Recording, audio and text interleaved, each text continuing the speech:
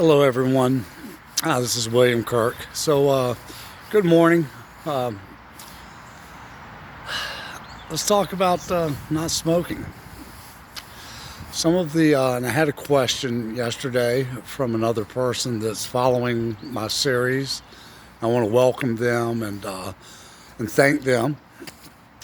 We're anonymous, so no names, but welcome them and thank them for asking a question.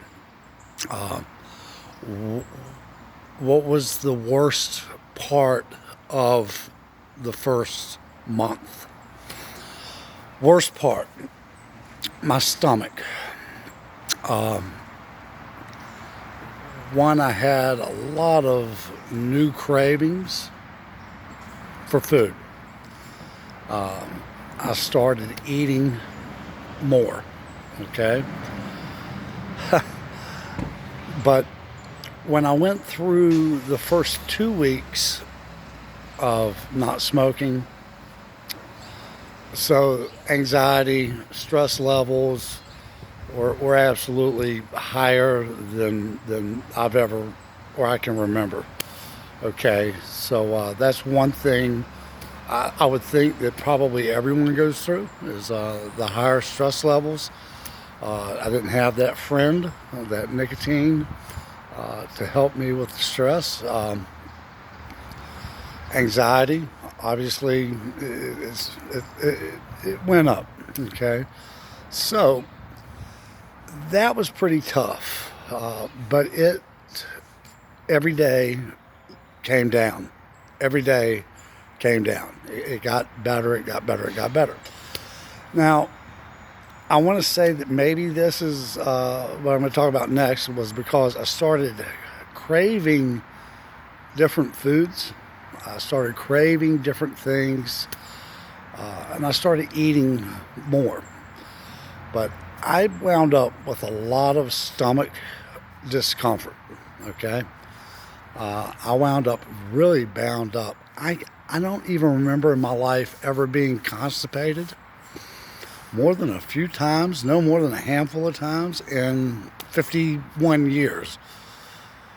Um, I was constipated literally from about the second week, almost to the third week in.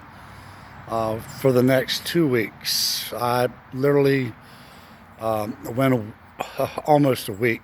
I thought I was going to bust. Um, and then I'm just not somebody that just takes medications or different things for slight discomforts and whatnot. But I got laxatives, and what's crazy is it literally took, I think it was 2 days before the laxatives kicked in and gave me some relief. But then I battled with stomach discomfort and constipation for the next 3 to 4 weeks. So I literally took laxatives uh, for about a month. And then that subsided. So to answer your question on that, to me, that was the biggest discomfort uh, going through this process so far. Okay, and thanks for asking. I can only speak for myself. I I don't have any medical backing on any of this. I was talking to my friend. His friend just had a heart attack, had a stent put in this last week. Smokes 2.5 packs a day. I never smoked over a pack a day, ever, in the 34 years. Um, so I talked with him a little bit last night, and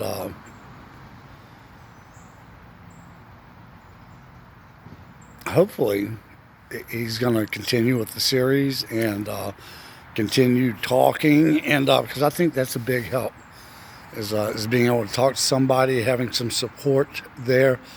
But I literally, of course, he has to change his complete diet when it comes to eating and everything He's gone over this with cardiologists and everything else, and these things are already difficult because you're changing patterns, you're changing habits, you're changing lifelong patterns and habits that you've had.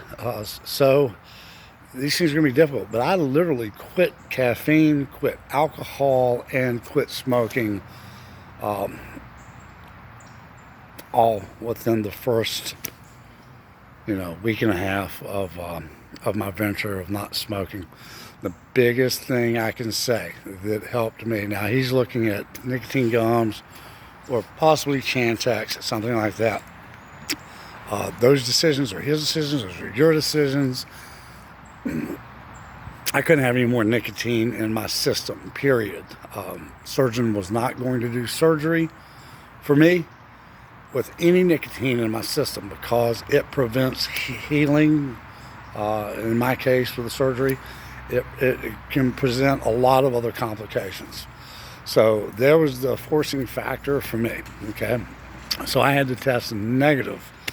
And nicotine, from what I understand medically, can stay in your system, will stay in your system for 6 weeks that they can detect.